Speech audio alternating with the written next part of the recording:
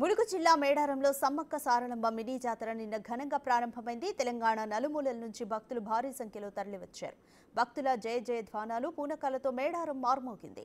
4 రోజుల పాటు జరిగే ఈ వేడుకలో భాగంగా తొలి రోజు ప్రధాన ఘట్టంగా మండమెలిగే కార్యక్రమాన్ని పూజారులు నిర్వహించారు.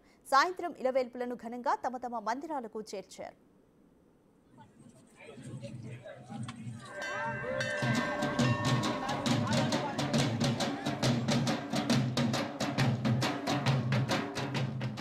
డోలు వాయిద్యాలు కొమ్ము శబ్దాల నడుమ మహిళలు నీళ్లు ఆరబోస్తుండగా వడ్డెలు గద్దెల వద్దకు చేరుకుని జాగారం చేశారు.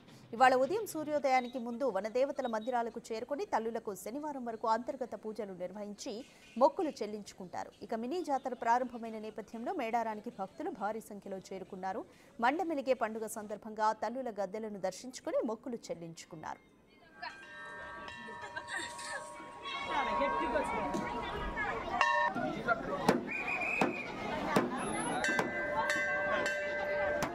తొలి రోజు సుమారు 2.5 లక్షల మంది మేడారం చేరుకున్నట్లు అధికారులు అంచనా వేస్తున్నారు. మినీ మేడారం జాతర సందర్భంగా భక్తుల సౌకర్యార్థం తెలంగాణ ప్రభుత్వం 5.3 కోట్లు మంజూరు చేసింది.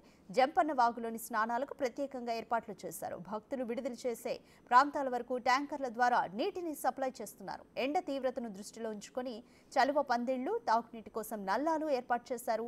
50 సీసీ కెమెరాలు ఏర్పాటు చేసి పటిష్ట బందోబస్తు నిర్వహిస్తున్నారు.